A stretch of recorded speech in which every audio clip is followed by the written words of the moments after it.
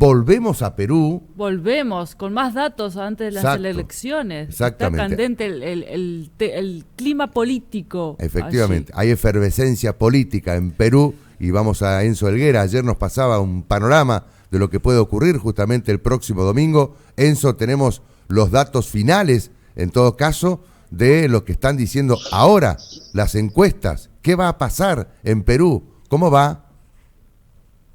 ¿Qué tal? Bueno, sí, un poco complicada la figura en el sentido de que las candidaturas en sí se han concentrado, se han enfocado en tres principales candidatos, que es el candidato del Partido Podemos Perú, de Renovación Popular y de Somos Perú.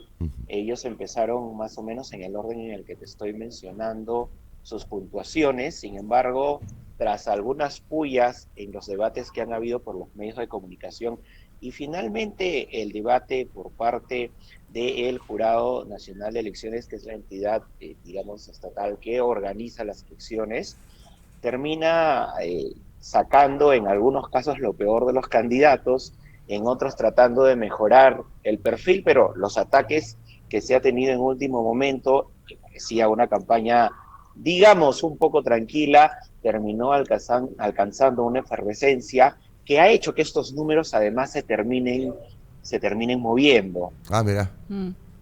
O sea que hubo cambio de último momento, Enzo. Sí, justo como vemos en la gráfica, Sí.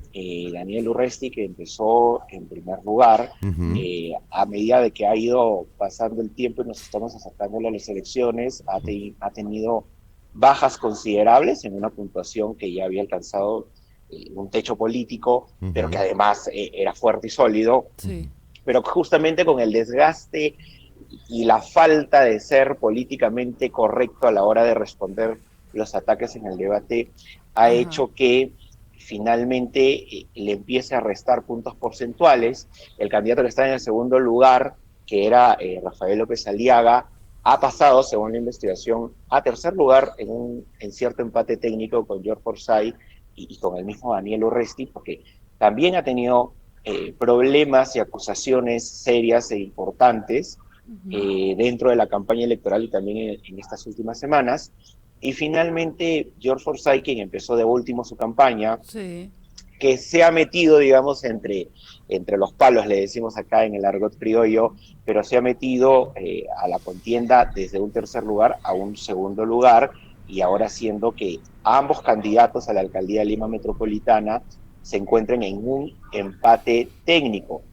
Además, quiero mencionar de que esta entrevista es exclusiva para Argentina, que me encuentro en México, porque está prohibido hablar de temas electorales y de encuestas, sobre todo en el Perú. Sí, eso lo habíamos adelantado, nos había dicho que estabas fuera del país, por lo tanto, preso no vas a ir, por favor, por favor. Escúchame, ¿y a qué se debe puntualmente la caída del primer candidato que el último tuvo un gran aumento, llegando más o menos los porcentuajes a bastantes pares? No alcanzo a ver el número bien, pero se tocan los puntitos. Sí, bueno, en la imagen que estás viendo a continuación, podemos inferir, ¿no?, de que en la actualidad están en un empate técnico, pero eso se debe a muchas razones, ¿no? La principal de ellas es que durante el último debate electoral se le cuestionó por una matanza y una violación de la cual ha sido acusado Daniel Urresti, que se mantiene en el Poder Judicial, que además esta no ha salido o no se ha terminado de resolver, que en anteriores campañas, en la presidencial también ya se las habían sacado. Aparentemente es un refrito porque estaba volviendo a hablar de lo mismo, pero el asunto es que cuando él ha sido cuestionado, lejos de tener pues el aplomo y decir que esto, por supuesto que la va a ver por N veces el Poder Judicial y que deberíamos esperar que el Poder Judicial se manifieste, terminó acusando a los medios de comunicación de armar una campaña en su contra, y sacó muy mal esto. Entonces, mira que de la investigación que nosotros lo teníamos en un 25 y 27% en el pico más alto cerca de la quincena de septiembre, ha terminado cayendo para el 27 de septiembre en un 24%, y para el 29, o sea, el día de ayer, nosotros lo tenemos como un 23%. Cayó mucho. Mientras que, sí, por supuesto, mientras que George Forsyth, que estaba primero en un 14%, subió al 18%, al día 27 lo teníamos en un 21%, y en la actualidad lo tenemos en un 22%, lo que significa un empate técnico muy ajustado. Y Rafael López Aliaga, ¿no? que venía de segundo lugar, cae a la tercera posición de 17 puntos, luego sube a 18 y se mantiene en 18, ¿no? Claro. Enzo, el lunes cuando volvamos a hablar, vas a tener porque así como están las cosas, pareciera que va a ser final abierto, y no sé si el lunes a la mañana va a haber un ganador. Sí, bueno, de hecho va a ser una elección bastante ajustada, ¿no? Y en la medida en que no hay observación de los votos electorales a nivel de Lima metropolitana, va a poder definirse, pero ya ha habido casos como en las elecciones presidenciales, en donde hubo un duro cuestionamiento y nos mantuvo en vilo por más de un mes. Claro.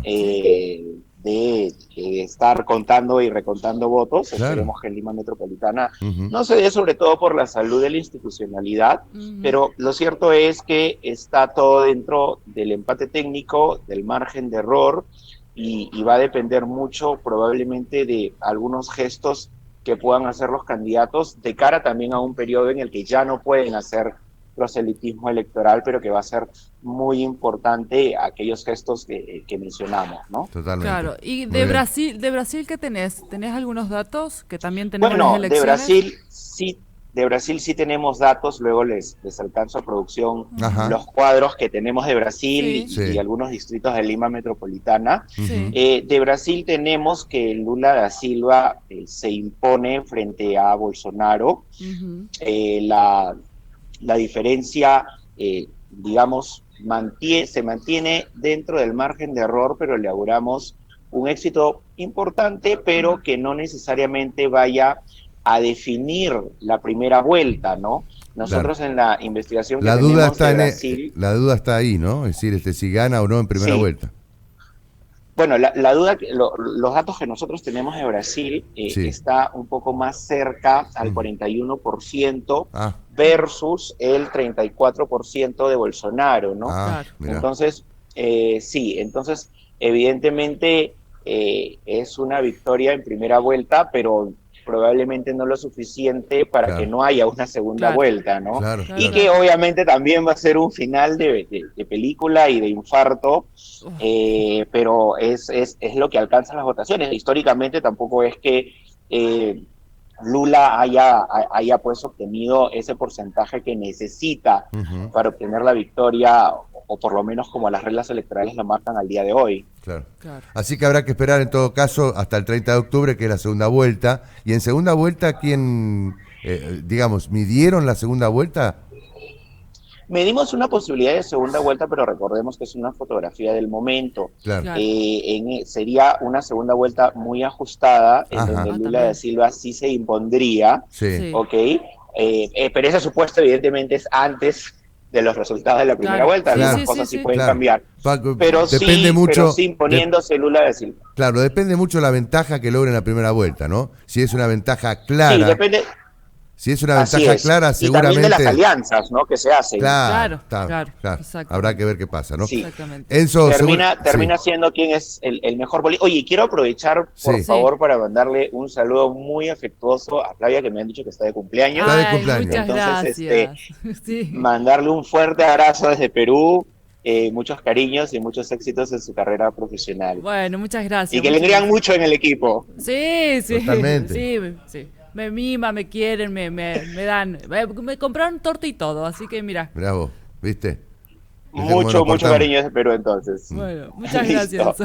Enzo, gracias. Gracias a ustedes. Nos vemos. Chao, hasta luego. Hasta el lunes, seguramente el lunes volvemos a charlar. El lunes, al pie del cañón. El lunes Enzo tiene prioridad, sin duda a dudas.